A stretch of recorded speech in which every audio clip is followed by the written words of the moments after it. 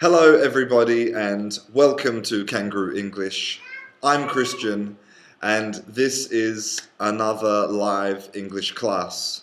I hope that you are all well. I hope that you are all happy. I hope you had a good weekend. As I am speaking to you right now, my son, who is 3 years old, is banging on the door of the classroom, going, "Daddy!" Oh, kids. Already the class has only just started, and I have lots of questions already to answer. So I'm going to start immediately to answer some questions.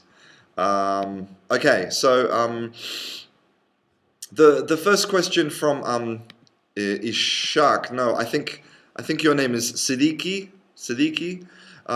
His first question is, how many categories of prepositions are there in English? How many different types of prepositions? So let me explain some more about prepositions. Okay. So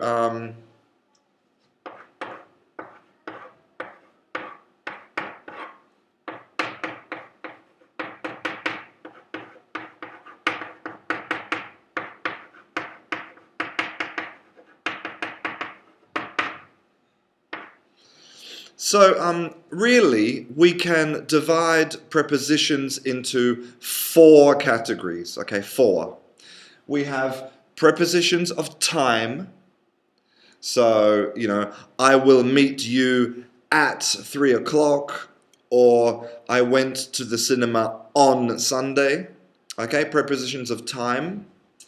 Then we have prepositions of place, or prepositions of position. Place, position, the same, okay? So, for example, I am in a classroom, on the internet, in Spain, okay? Prepositions of place. And then finally, we have prepositions of movement. So, for example, go to the cinema, or walk over the bridge, or go through the tunnel. And then we have one final category of prepositions. Now, this preposition, this category, maybe you could give it a name. You could say dependent prepositions, okay? Because basically they are prepositions that are natural collocations for specific verbs, okay? And when we have a verb and a specific preposition that go together, this creates a phrasal verb, okay? Now, some linguists, maybe some English teachers will tell you that there's a difference between a true phrasal verb and a verb with a preposition. They'll tell you there's a difference.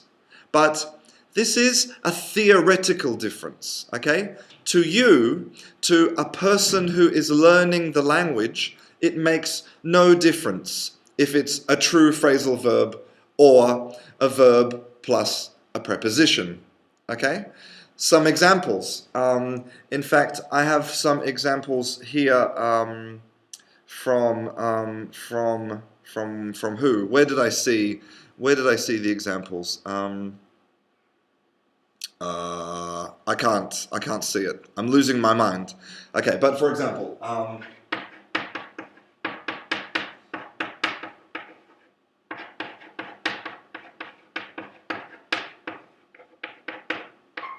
okay. So here's 2 examples. To care for somebody or for something, which is the same as to look after, to care for, to look after. Or to think about something, So you can see here that we have these prepositions, but they are not prepositions of time or place or movement. They go with the verb, this preposition, with this verb, to create a new verb, a phrasal verb, a verb with a single meaning, a single idea. Okay? Now, these three categories, I have made videos about these. Okay? And they're not too difficult. Okay? They're not too difficult, the first three categories. Time and place and movement. If you study a little bit, if you practice, then you can use them quite well, okay? But the fourth category, phrasal verbs, dependent prepositions, it's difficult. Why? It's difficult because it's a lot of memorization, a lot. And, one verb can have, various meanings, and it's difficult because it requires a lot of memorization. So practice, practice, practice. That's the only solution. I wish that I had an easy solution for you, but no, I'm sorry. Okay, some more questions. So Nandish was asking, what is the difference between arrive, come, and get? Good question, good question.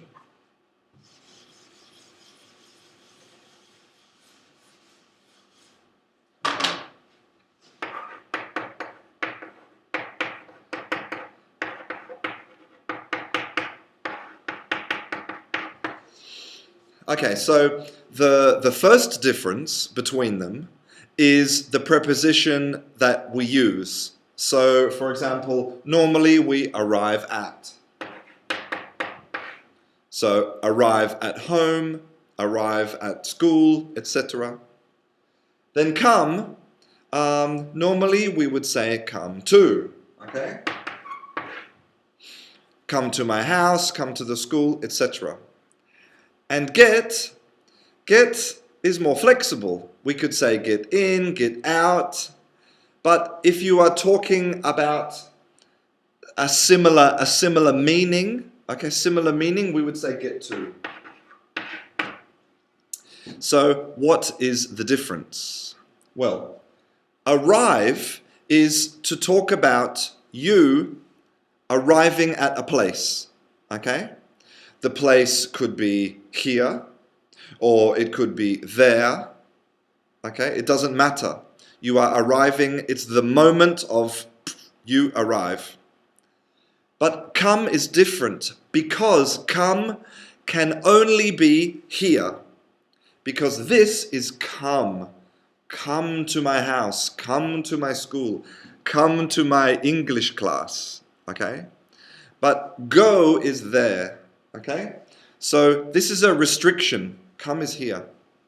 And get to is the opposite, okay? Normally, get to is only there, okay? For example, how do I get to your house?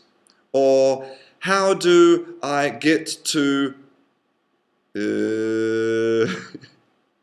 I don't know, how do I get to your website on the internet, okay? It's a place that is not here.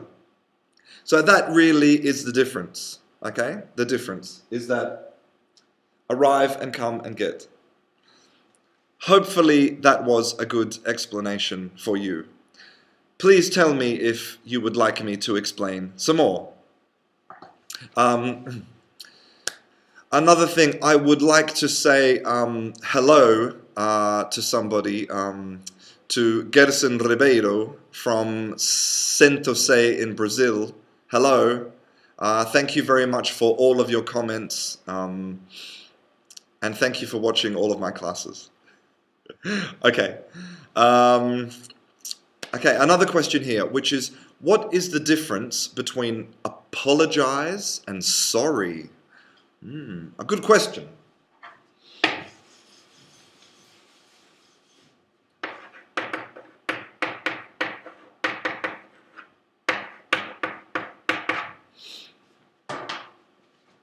Apologize and sorry, they're similar, but the difference is that apologize is a verb.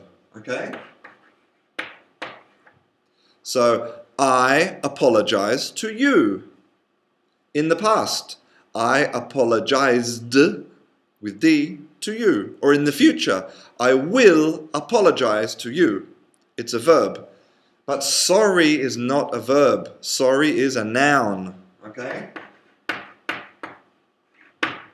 So we need to use sorry with a verb. Like, for example, to say sorry. Okay? So I say sorry to you, for example. Okay? That's the difference. I hope that you understand the difference now. But don't forget that apologize also has a form which is a noun, which is apology.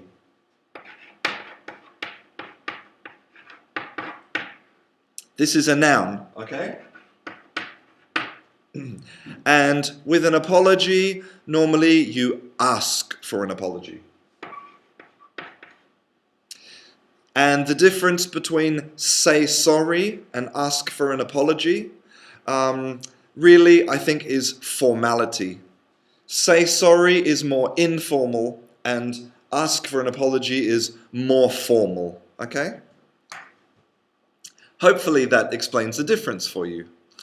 Okay, so let's go down and have a look if we can see some more questions. So Mustafa wanted me to talk about reported speech. And I think this is a really, really important thing in English. And I have a plan to make a class about this. But today, yes, I would like to talk a little bit about reported speech. Okay, so let's talk about it.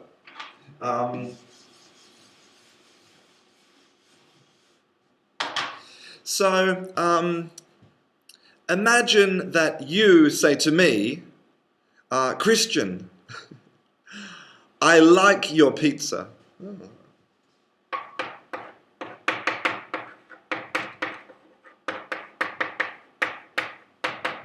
Okay, so you say, Christian, I like your pizza.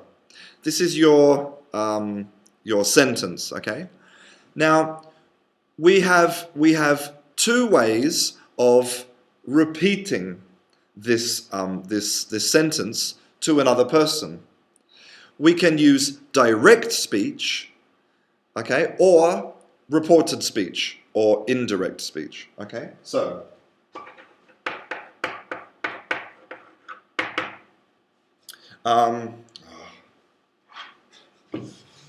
Sorry, I'm a bit slow today. Okay. So, direct speech is when we repeat exactly what the person says. Okay, so, you said, I like your pizza. Well, Christian said.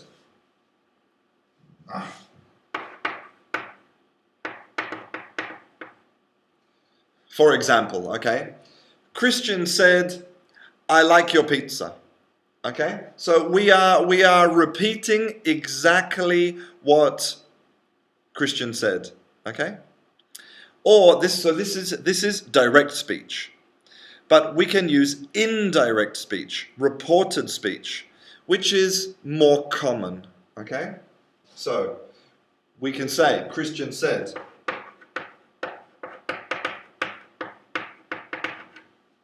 Now, if we want to use indirect speech, reported speech, there are three things we have to look for, three things we have to change, okay? So the first thing we have to change are the verbs, okay? Number one, verbs. The second thing we have to change is personal pronouns, okay? Personal pronouns.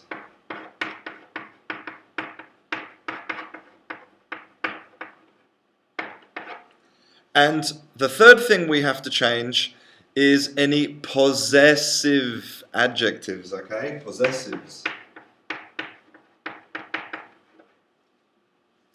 So let's look at this sentence. So verbs, yes, we have a verb. Okay? Verb, like. And also we have a personal pronoun, I. Okay? And also we have a possessive adjective, perfect. Possessive adjective, okay? So we have three things that we have to modify when we use reported speech, okay? So the first thing we're going to do is put the verb in the past. Okay, so like is liked. Okay. The next thing is the personal pronoun, because Christian said, I know. Christian said, he. And finally, your pizza? No, his pizza. Okay. No. Yeah. Or the possessive depends on the situation. Okay? Depends on who you're talking to, right? So now this is reported speech. Okay? Christian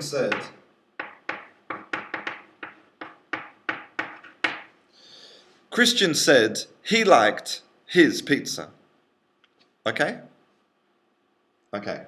Now, all of the English textbooks normally, okay, will tell you that it is obligatory to change the verb from the present to the past, or from the past to past perfect, or etc.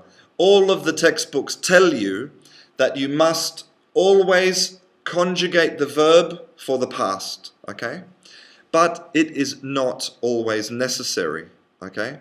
It's not necessary if you know that an event is still continuing or still in the future. I'll give you an example, okay?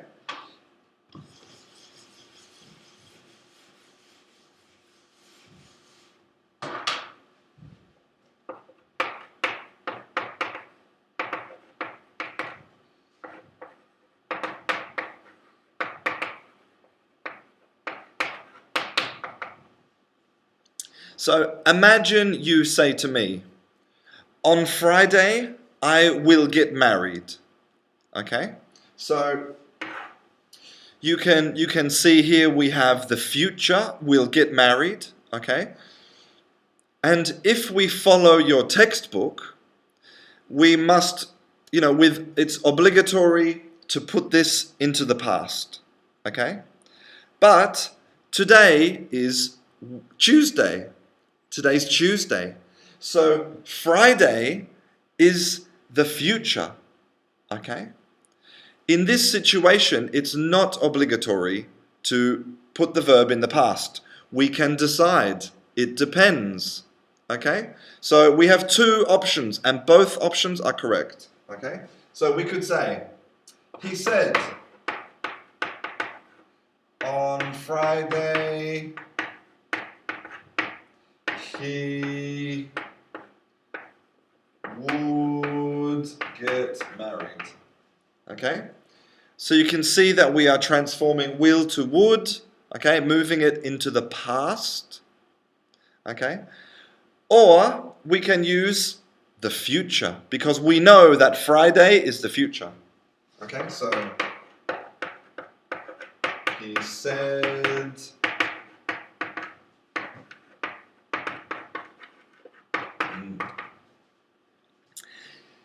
said, on Friday he will get married. Okay? And they are both absolutely correct, because we know that it's the future. Okay? So it really depends. It depends. If you know something is still continuing, you can use present continuous. You don't need to change it to the past. I don't know if you want me to talk more about reported speech. Hopefully that was a very good, quick, fast explanation for you. Please tell me if you would like some more information about reported speech, and I will explain some more. Okay. I have another question here, which is about the ow sound. The ow sound. So, for example,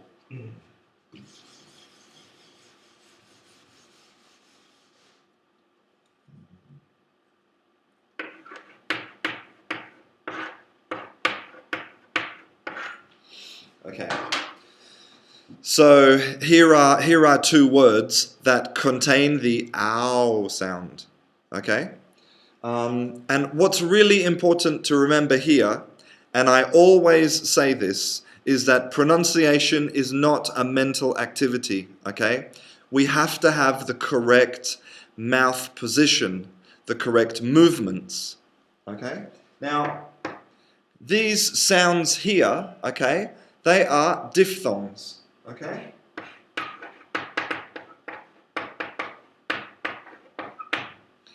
This means that we have to move the mouth during the pronunciation. Okay? It's not one mouth position, it's a movement.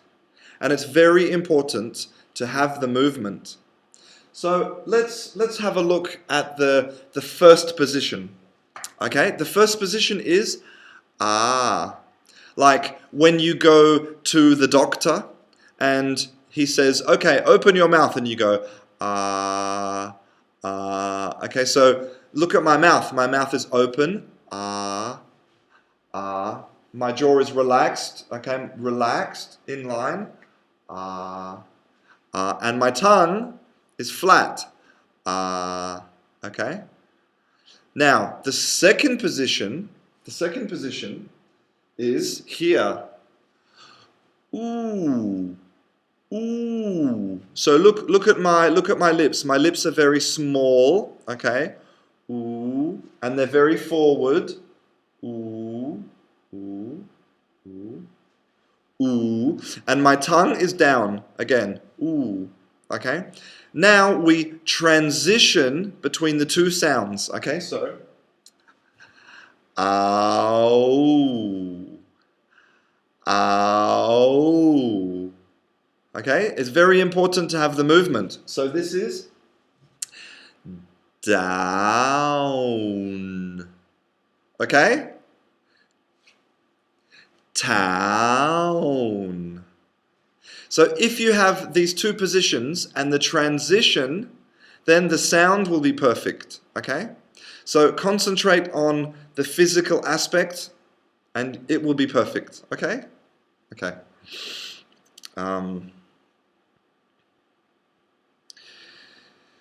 Okay, so James has a question, another question about pronunciation, which is what happens if we have a T and an L together? Do you pronounce the T? Okay.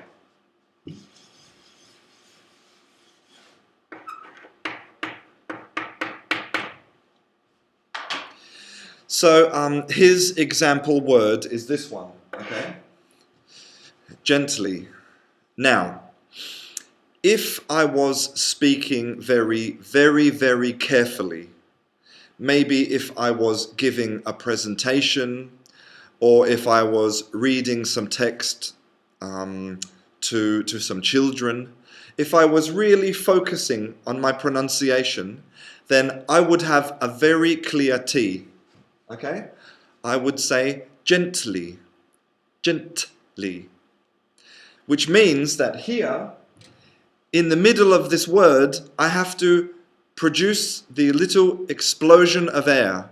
Gently, gently. But the problem is that this is very physically difficult. Okay? I have to stop the word and produce the T and then continue. So in reality, when I'm speaking normally in informal conversation, I do not pronounce the T correctly. I do what is called a stop. Okay, a stop. And this is when basically instead of the T, I produce nothing, no sound. It's like I go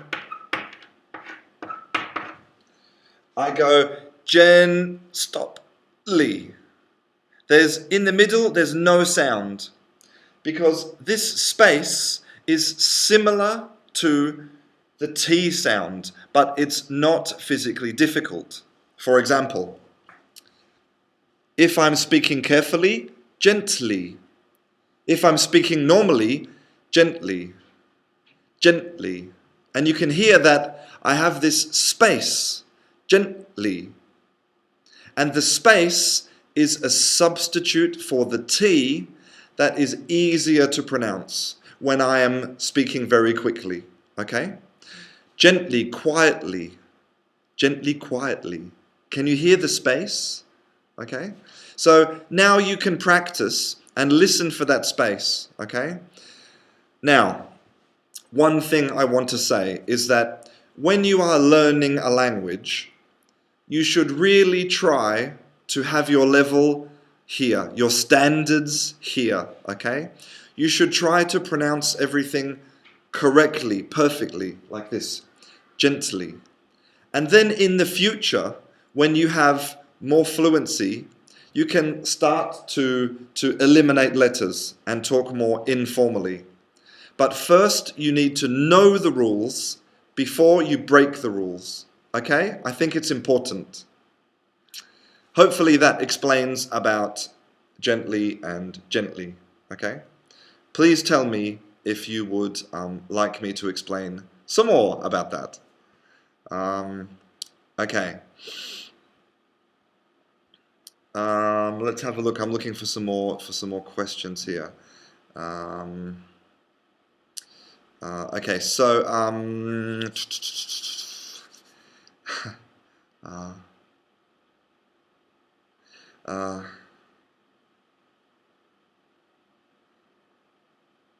okay. Sorry, I'm reading and thinking. Okay, so somebody called. Well, first, hello, Aline. I'm very happy to have you in class. Okay.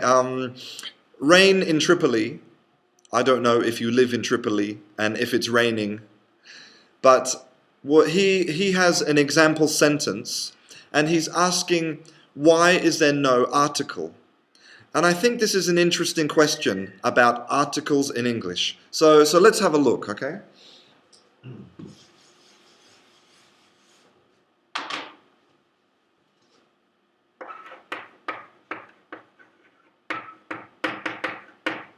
Orange with its peel on is light.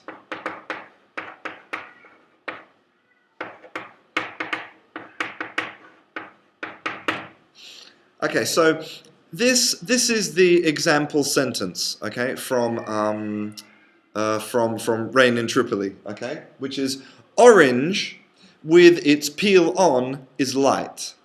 So the peel is the skin of the orange, okay? The skin of the orange. But he's asking, why is there no article? Why don't you say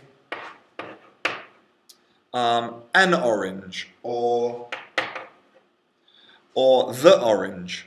Well, the reason is that English is different from a lot of languages because if we are talking about things in general, or if we are talking about an abstract concept, then we don't use an article, for example.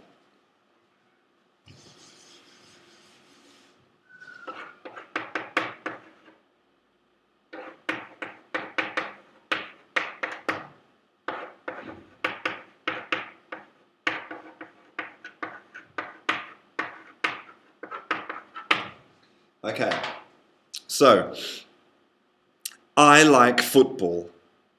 Now, a lot of European languages, especially European languages, it would be necessary to put an article like you would say, I like the football. But in this case, we don't use the article because we are talking about football in general. Okay, so this is the first example. This is things in general. I like football in general. Okay? And the second thing is I want peace on earth. Again, in most European languages, you would have to put an article. I want the peace on the earth. Okay, so here we are talking about earth and peace. They are not specific things, they are abstract concepts. Okay, abstract. Can you show me peace? What does peace look like? What color is it? Can I touch it? No. Peace is an idea. Okay? It doesn't really exist. It's a concept. So, in this case, we don't use an article. Okay? But, if we are being specific, okay? If we are being specific, we must use an article. Okay? For example,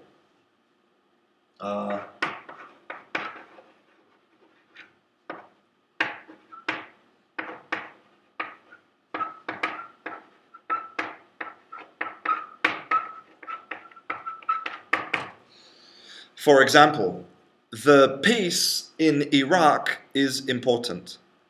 So here, yes, peace is an abstract concept. But this peace is something specific, okay? We are not talking about the abstract concept of peace. We are talking about the specific peace that they have in Iraq, okay? And this peace is important. So hopefully now you see the difference between when you use an article and when you don't. And that explains why, in your sentence, the orange, we are talking about oranges in general. So we don't use an article, okay? Okay. Okay. No. Okay, so Aline has a question, which is, how do you pronounce this sentence?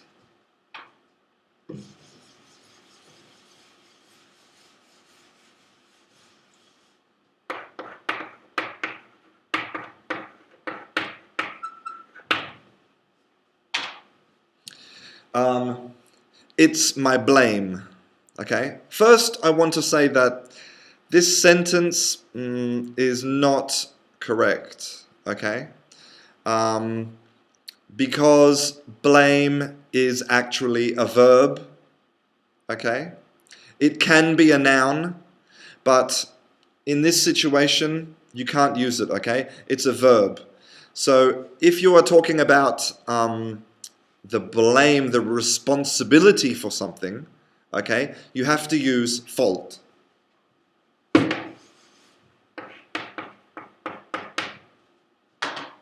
Okay, it's my fault.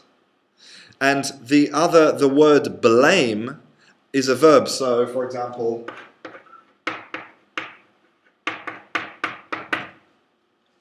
I blame you.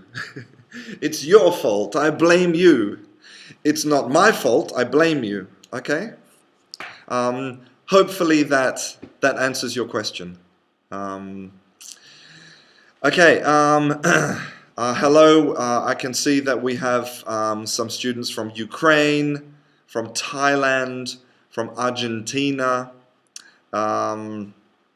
Yes, from Australia as well. Hello. Welcome, everybody. I'm very happy to have you all in this class, and I hope that you are all learning something today. Okay. Okay, so I'm looking for another questions. Okay, so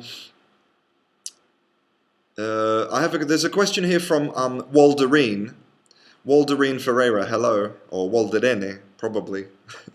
She wants to know, is this sentence correct? Okay.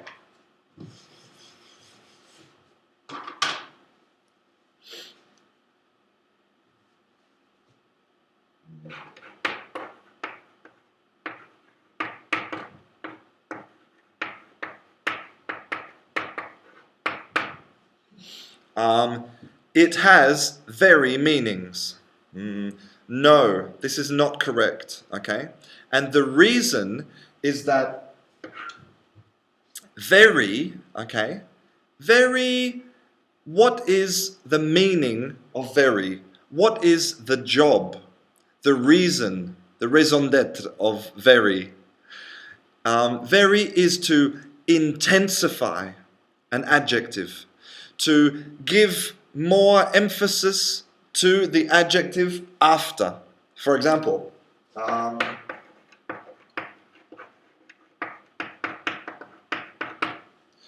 you are beautiful. Okay, you are beautiful, but I want to intensify the adjective beautiful, make it more strong, more intense. I say, you are very beautiful. Okay?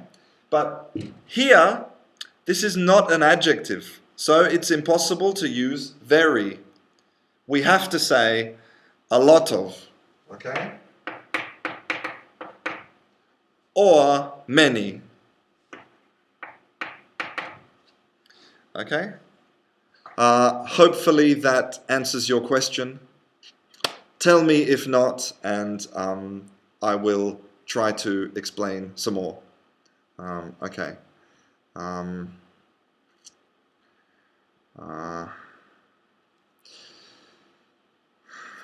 Okay. So Marcos was asking, what is the difference between actually and currently and usually? Good question.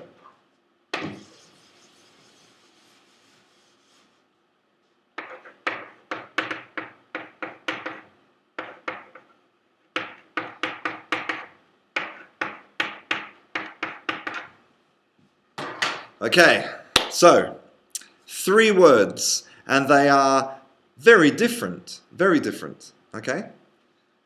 And especially if you are Spanish or Portuguese, this is confusing because actually and currently and usually in Spanish and Portuguese is different but similar. Okay? Actually does not mean now. Okay? Actually is a bit similar to saying in fact or in reality.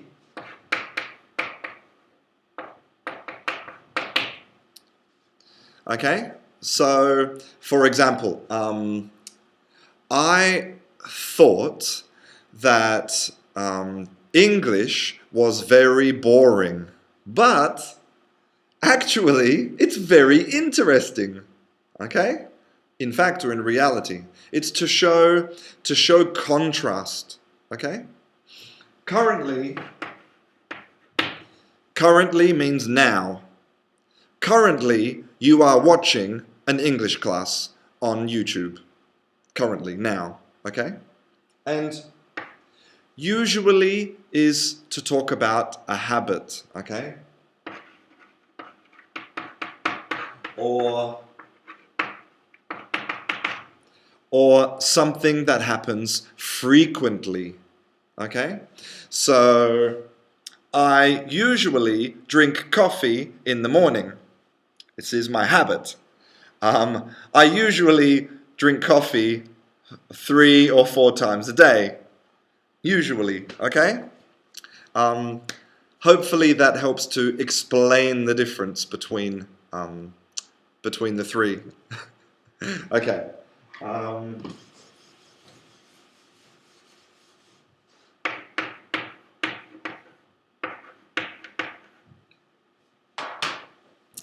What is your name, sir? Your name is Zied. Hello, Zied.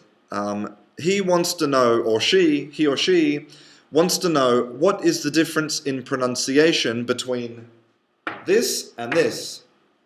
Well, there is absolutely no difference. The pronunciation is exactly the same. You can know if it's new or new because of the context of the conversation.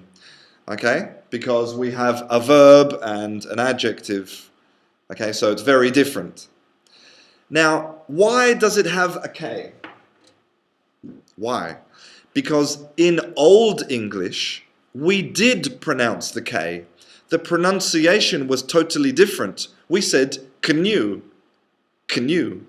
But now, in modern English, the pronunciation, the K, has disappeared. So it's new and new. Okay.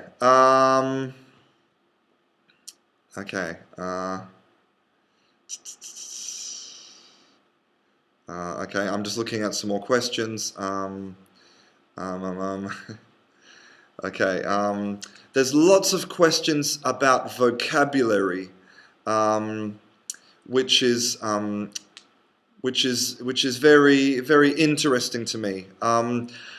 I don't know if I will have time to answer all of your questions about the difference between different words. Okay, and I think that the best way for you to learn the difference, okay, if I don't have time to explain, is to look in the dictionary. A good learner's dictionary, and they are free on the internet, absolutely free. You know, the Cambridge Learner's Dictionary or the Oxford Dictionary online. You can download the app on your telephone, and you can learn about the differences between the different words. Okay, I'm going to try in this class. I'm going to try to talk more about differences and grammar that's more complicated to find in a dictionary or to find an explanation. Okay. Okay, so let me see some more questions here. Okay. I can see that you have made a group on Skype with people from different countries. I think that's fantastic. One day I would love to come into your Skype group and have a chat with you all. So yes, after this class I will add myself to the Skype group and let's see if we can have a little conversation. Okay. Okay, so there's a question here from somebody. I don't know how to pronounce your name because it's in Cyrillic, the Cyrillic alphabet. I'm sorry, I don't know. But asking the difference between this is and it is. Okay.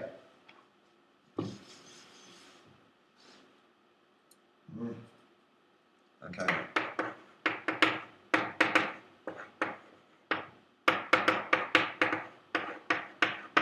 Okay. So, this is fun or it is fun? What's the difference? Okay. Well, the difference is that this is to talk about a specific thing, okay? A singular thing that is here. Not there, not over there, not in another country, here, this. So we are demonstrating that the thing is here now. This is fun. This is fun. But it is fun could be here or there or anywhere. Okay? It is to talk about a singular, non-living object or an animal, a dog, a cat, or a pen. It is fun. Okay?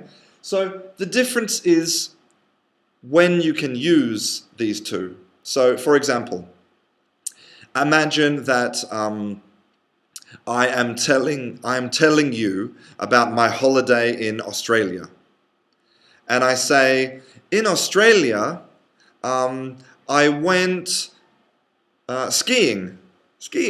Okay, I went skiing, and woof, this is fun. No, because skiing is not here. Skiing is not now. This is fun. No, that is fun. That. But yes, I could say it is fun because skiing is a singular, non-living activity or object, okay? So hopefully that explains the difference between it is and this is. Okay, so again, I have I have some more questions about people from people asking about the difference in pronunciation between walk and work. Okay, and again, I have to tell you about the zombie. Okay, the zombie face. Okay, but if you want to understand the difference as well, you can remember that.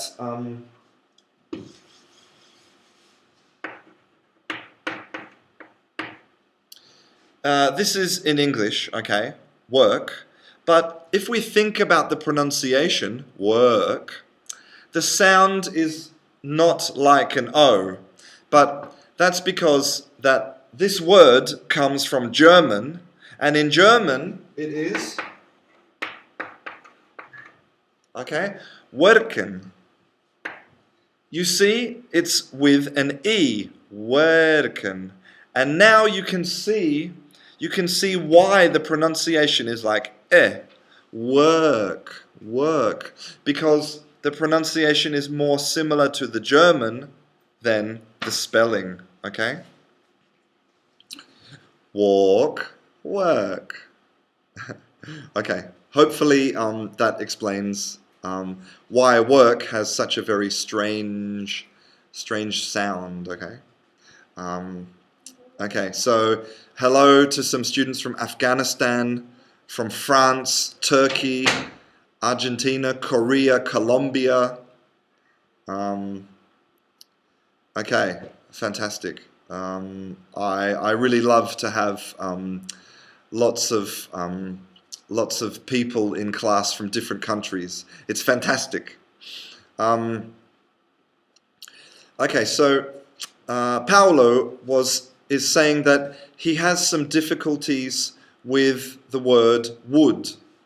Okay. Do you mean difficulties in pronunciation?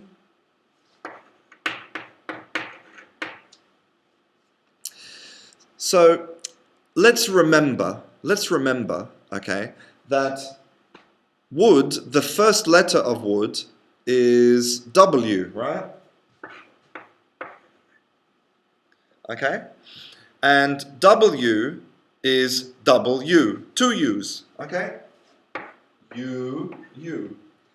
So the W is not a consonant, okay? It is a vowel. Ooh. Ooh. You see my lips?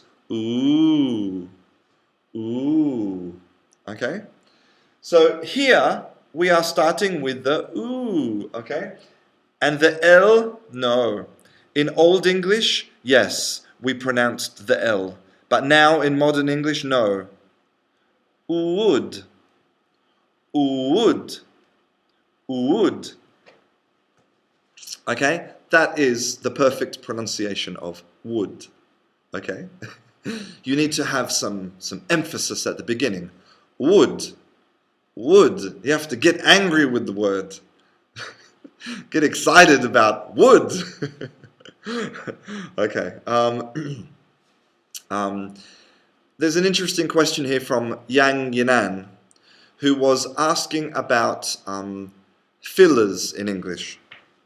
I think it's an interesting question, okay?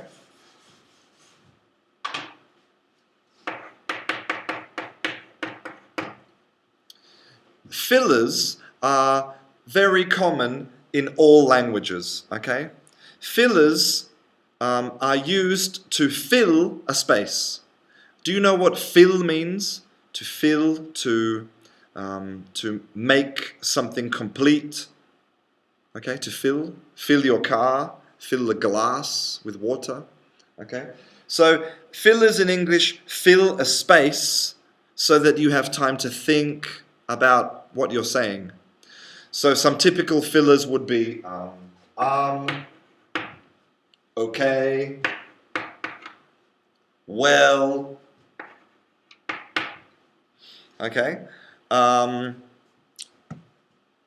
And you can use these when you are thinking about your reply. So, where do you live?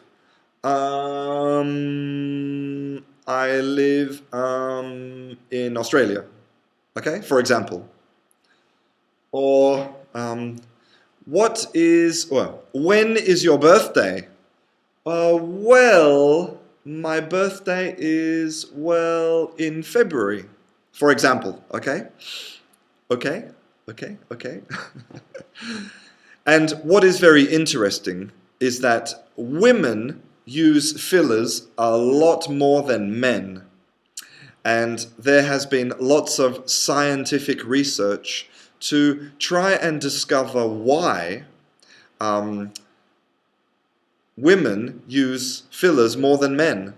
It's an interesting question. And when we have the answer, I will tell you.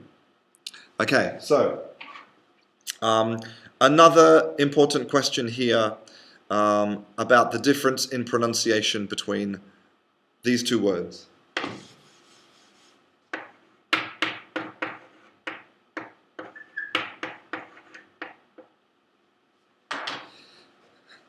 This and this, okay? Now, the only difference is the L, okay? Because this sound and this sound, they are exactly the same, okay? It's the zombie sound.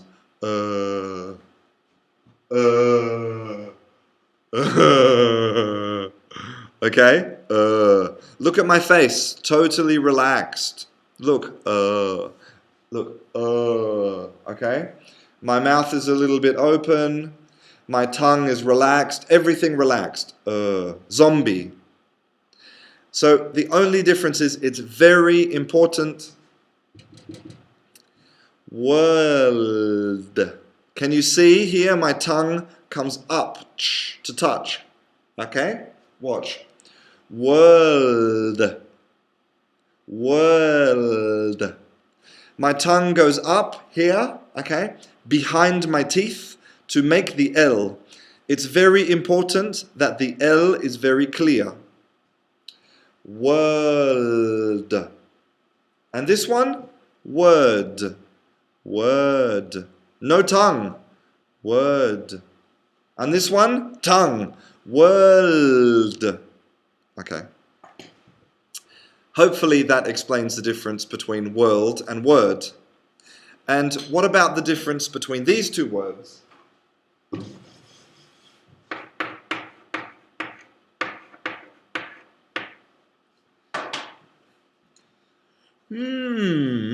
Interesting. Well, one thing that you can remember with this letter in English is that this letter was not in the original English alphabet. This letter is a new letter. Before, in medieval English, this letter didn't exist. Okay? So, what letter did we use? We used an I. Okay? And this is the secret to the correct pronunciation of this. The sound is the same, E, E. So this word, I can write it in a different way. Wow. So now you can see the pronunciation is very clear, easy. Ear, ear. Okay? Basically, the Y and the I, it's the same letter. But because of the French putting in the Y in our alphabet. Okay, year. Hopefully that explains the difference between ear, and ear. The little E at the beginning. E. Okay? Okay. Okay, let's have another look and see if I can find some questions. Is this something with infinitive that we infinitive with now? So, a question here about what is the difference between to and for, between the verb and the gerund. Okay, so there's a general rule in English, which is normally it's good. Okay, which is to. No. Verb. We use to with a verb and for with a noun. Okay? So, an example. I like to eat pizza. I like to eat pizza. And what is pizza for? Well, pizza is for eating. Because remember that verb plus ing equals noun. Verb plus ing equals noun. So we can make a noun by putting an ing on a verb. Eat is a verb, eating is a noun.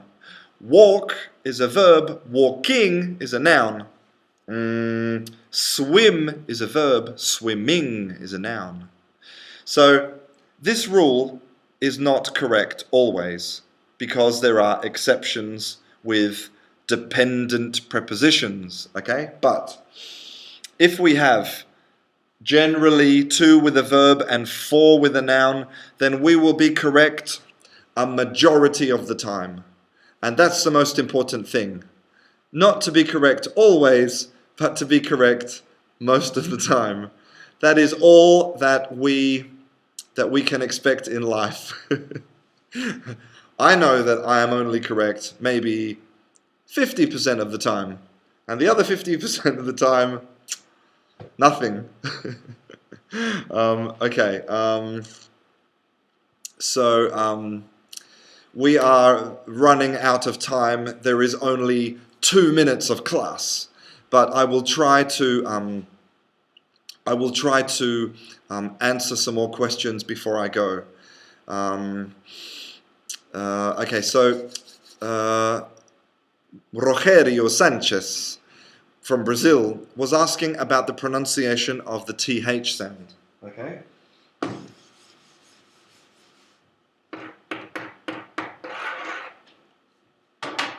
So it's very simple. The TH is the TH is your tongue. If I don't see the tongue, you are not pronouncing it correctly. I want to see, okay? The correct pronunciation is. Now, when you are practicing at the beginning, you can stick out your tongue a lot, like this. You can exaggerate, okay? And then, when your level increases, you can bring in your tongue a little bit. And a native speaker, the tongue is just here, okay? Behind the top teeth. Just, okay? A little bit. But it's very important that the tongue is out. I can hear the difference. Pronunciation is not a mental activity. You have to have the physical aspect. Let's practice with a tongue twister.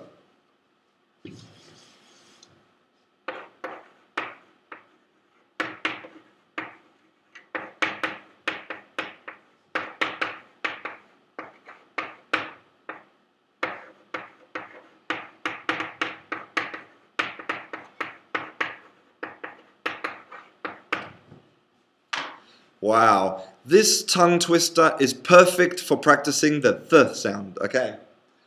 I have 3 thick things. No, sorry, thin. I have 3 thin things and 6 thick things.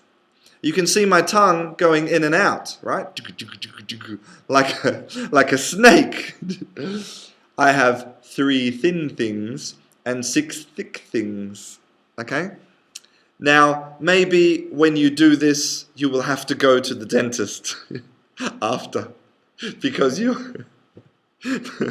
But and probably you will feel like an idiot. It will feel very strange for you. Okay, but it is super important to practice this sticking out your tongue. Okay, 3 thin things, 3 thin things, and 6 thick things. Okay. When I look at the video, it is ridiculous. Okay. So listen, I'm really sorry, but we are completely out of time. Today, one of the teachers here at the school is sick, so today is going to be a crazy day. Today we have lots of children coming, so I have a lot of classes to prepare and organize. So I'm sorry that I can't answer any more questions. But thank you all for coming to my class. It is an absolute pleasure to answer your questions. I always have a fantastic time in these live classes. And I hope that I have helped you to learn something new today. So, thank you very much. This is Canguro English. I'm Christian, and I'll see you in class. Bye.